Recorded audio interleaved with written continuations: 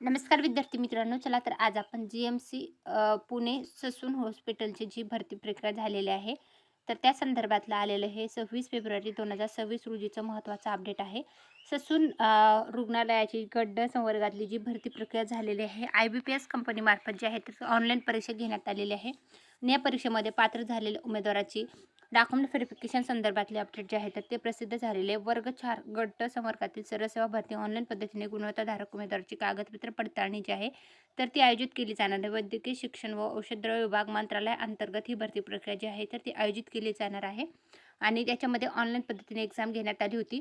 24 परीक्षा केंद्रावर 11/10/2025 रोजी 2 सत्रामध्ये आयोजित केलेली होती. तर ही जी एक्झाम होती IBPS मार्फत आयोजित केली होती. तर त्यामध्ये पात्र झालेल्या उमेदवाराच्या याद्या ज्या आहेत ते 10 फेब्रुवारी 2026 रोजी संकेतस्थळावर ज्या आहेत ते उपलब्ध करण्यात आल्या होत्या.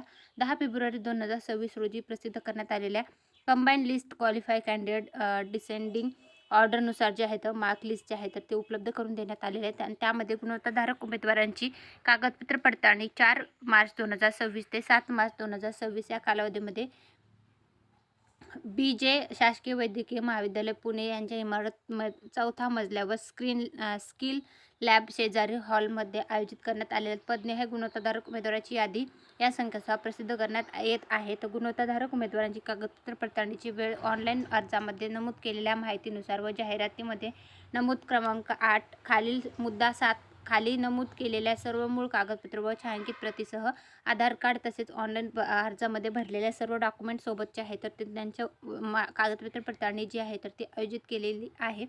ससून रुग्णालय जे आहे जी-एम-सी भरती संदर्भातलं आलेलं हे महत्त्वाचं अपडेट आहे. तर याचं अपडेट जे आहे तर ते मी तुमच्यासाठी घेऊन आले होते. कुठले कुठले डॉक्युमेंट तुम्हाला लागणार आहेत त्याची लिस्टही याच्यामध्ये देण्यात आलेले जी-एम-सी.